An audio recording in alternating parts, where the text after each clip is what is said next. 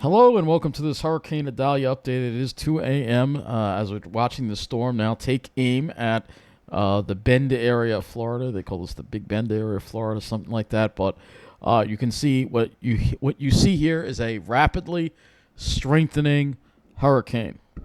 And we're going to get the latest now from the National Hurricane Center because it is now a Category 3 hurricane. Public advisory: Idalia is now rapidly intensifying. It's intensifying to a major hurricane. Catastrophic storm surge and destructive winds expected in the Florida Big Bend region this morning when Idalia moves inland. As of 2 a.m., its location is 28.3 north, 84.5 west. It's 100 miles southwest of Cedar Key, Florida, and about 175 miles south of Tallahassee, Florida. Maximum sustained winds are 120 miles an hour, and it's moving north at 15 miles an hour. Minimum central pressure is 945 millibars, or 27.91 inches. And once again, reading this information that we have, 2 a.m., the center of Hurricane Idalia is located near latitude 28.3 north, longitude 84.5 west. Idalia is moving toward the north near 15 miles an hour. A northward to northeastward motion is expected through morning, with Idalia center forecast to reach the Big Bend coast of Florida this morning. After landfall, Idalia is forecast to turn toward the northeast and east-northeast, moving near or along the coast of Georgia, South Carolina, and North Carolina late Tuesday and later today and Thursday. Hurricane Hunter aircraft data indicate the maximum sustained winds have increased to near 120 miles an hour with higher gusts. That makes Idalia a Category 3 hurricane on the Saffir-Simpson hurricane scale. An additional strengthening is forecast. This is new information. And Idalia is now forecast to become a Category 4 hurricane before it reaches the Big Bend coast of Florida this morning. Idalia is likely to still be a hurricane while moving across southern Georgia and possibly when it reaches the coast of Georgia or southern South Carolina late today. Hurricane force winds extend outward up to 25 miles from the center. Tropical storm force winds extend outward to 160 miles from the center. NOAA buoy 42036 recently reported sustained winds of 54 miles an hour with a gust to 69 miles an hour in the northern rain bands of Idalia. Sarasota Bradenton International Airport recently reported sustained winds of 35 miles an hour with a gust to 67 miles an hour. And again, the estimated minimum central pressure based on Hurricane Hunter aircraft observation is 945 millibars. That's 27.91 inches. So we're going to take let's go to the satellite right now. I'll show you this. I'm at the radar. We'll show you the radar here, and you can see these heavy rain bands here that are coming through Tampa. Several of them here, but this is the eye right here, rapidly strengthening here, and heading. It looks like it's heading right for the Tallahassee, Cedar Key, somewhere between Tallahassee and Cedar Key area. Is going to get the brunt of this storm in about 5 to 6 hours or so. Let's go to the I'm looking for the satellite. Not that one. This one. Here's the satellite image, and you can see, look at this thing strengthen. You see how you get those bright white clouds here? This thing is rapidly intensifying. And let's go to another view here. We'll go to the southeast view here. Let's go to the southeast view. Yeah, here we go. So you get an idea. This one is not... so this will give you a different idea of what it looks like here. And you'll see here, as just moving this over just a little bit, so you can see here, there it is, man. It is a monster. This thing is a monster. Look at it.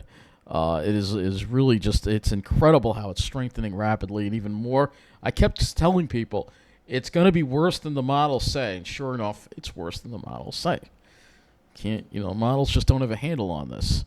Let's look at the GLM flash intensity because, yeah, look at that. You see lightning strikes within the eye wall? That is a sign of rapid strengthening. Rapid strengthening going on in this storm. So this storm is on its way to becoming a Category 4 hurricane by the time it makes landfall. They're saying, so let's go to the latest Hurricane Center diagram here. We'll go back to the Hurricane Center here, and we'll show you what go to the cone here. All right, so this is the cone. But we're going to now look at, there's another graphic that they have here that we can look at, I think, that they have here. All right, this is the peak surge map, too. They want to show you. They've upped this now to 12 to 16 feet. So this is going to be, a lot of these areas are very low lying, like Cedar Key and stuff.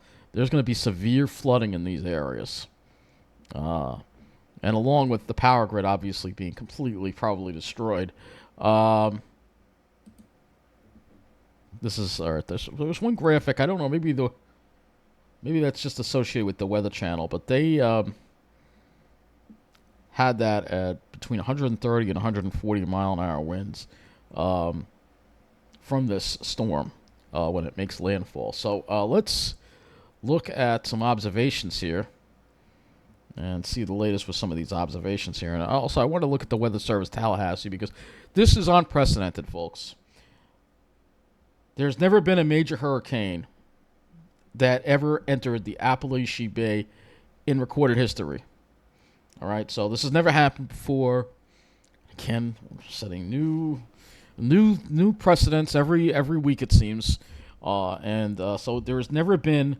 It says Hurricane Idalia will be an unprecedented event from many locations in the Florida Big Bend. Looking through recorded history, no major hurricanes have ever moved through the Appalachian Bay. So this is how bad this storm is.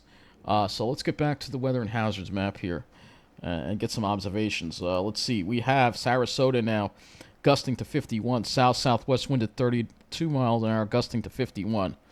And you can see the dew point is almost near 80 degrees. Not surprisingly, this is very tropical air that the storm has to work with. Cedar Key has an east wind at 33, gusting to 38. I wish we could get some more buoy readings closer to the center of the storm, but there's nothing. We have this buoy here, 42039, northeast wind at 31, gusting to 38. Wave heights already up near 12 feet. So this is the buoy that's going to get some of the more significant impacts from this. It really sucks that there are no other buoys in this entire area. Why are there no buoys? Seriously. Venice also seeing a south-southwest wind at 43, gusting to 51.